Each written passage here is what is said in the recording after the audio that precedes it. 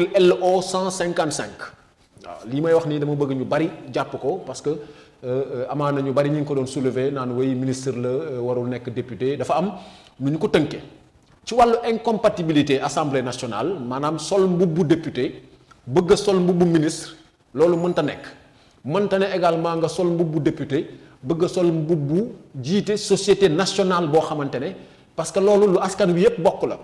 donc mënta nekk dafa am lu ñu woowee incompatibilité bu ngeen xoolee article LO 155 li mu wax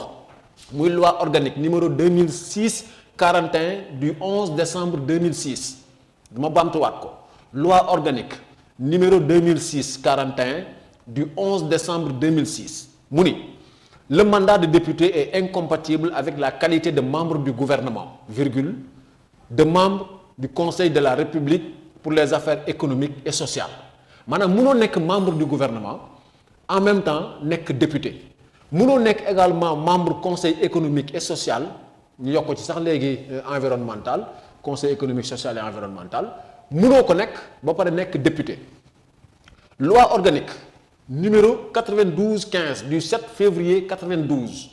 mu ni en son article LO 156 l'exercice de toute fonction publique non élective est incompatible avec le mandat de député maanaam bépp fonction publique boo am boo xamante ne du élection moom moo la fa yóbbu dëppoowul ak nga yore mandat député ci alinéa 2 bi mu ne en conséquence toute personne visée à l'alinéa précédent élue à l'Assemblée nationale est remplacée dans ses fonctions et placée dans la position prévue à cet effet par le statut de régissant dans les 8 jours qui suivent son entrée en fonction déglu leen bu baax li may wax ma baamtuwaat ko article LO 156 ci alinéa 1 bi dafa ne l'exercice de toute fonction publique non élective est incompatible avec le mandat de député point mu dem à la ligne alinéa 2 mu ne en conséquence toute personne visée par l'alinéa précédent mooy bi nekk ci kaw élu à l'Assemblée nationale est remplacé dans ses fonctions et placé dans la position prévue à cet effet par le statut de régissant dans les 8 jours qui suivent son entrée en fonction ou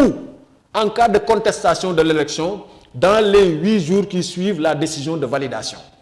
loolu mooy lan mooy ministre yi nga xam ne ay député lañu ku mel ni par exemple Abdoulaye Seydou Sow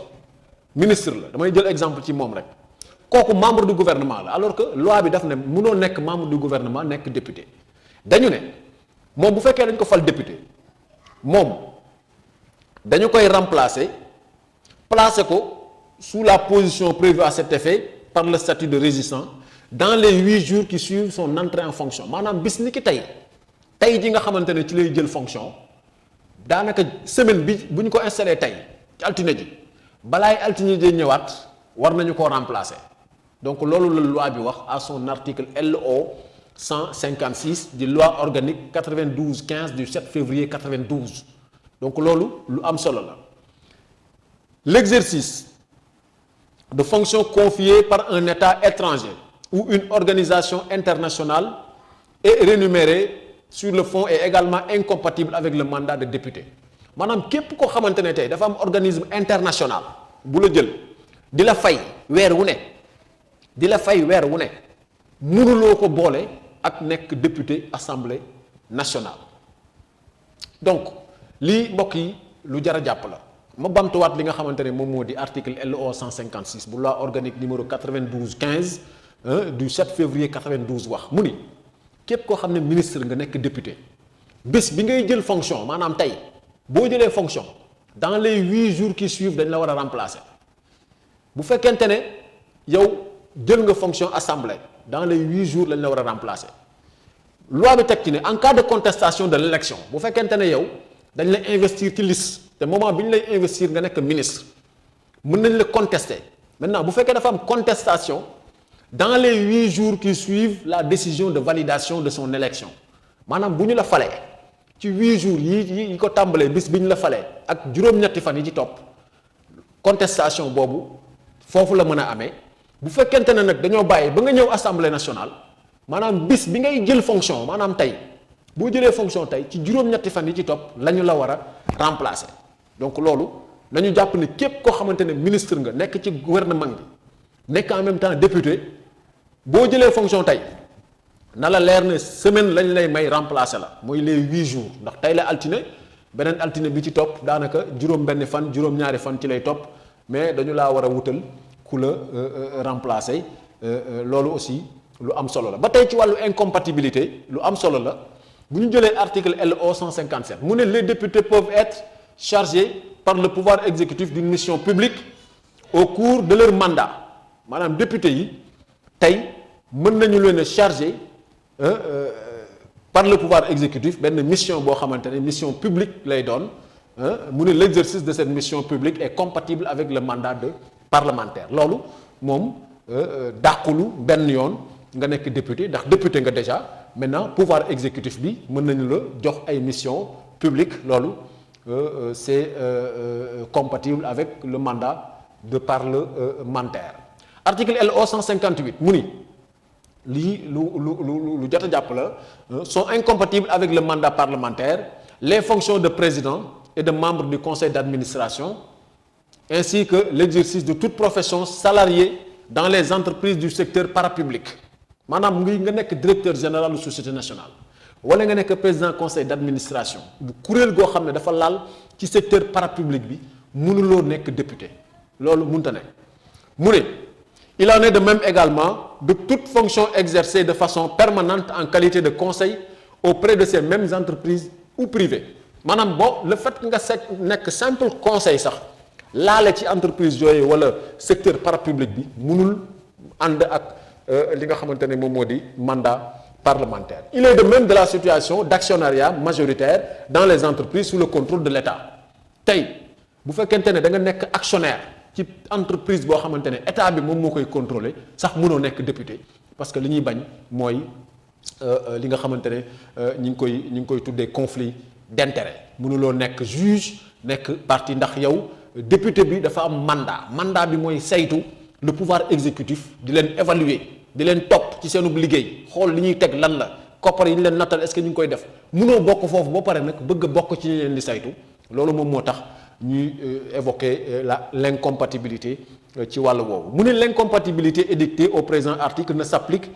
pas aux députés désignés en qualité comme membre du conseil d'administration d'établissement public ou d'entreprise placés sous le contrôle de l'État en vertu des textes organisant ces entreprises ou établissements donc loolu aussi leer na beneen article bi article LO 159 ba tey ci wàllu incompatibilité mu ne sont incompatibles avec le mandat de député les fonctions de chef d'entreprise de président de conseil d'administration d'administrateur délégué de directeur général adjoint ou gérant exerçant dans def 2 points les sociétés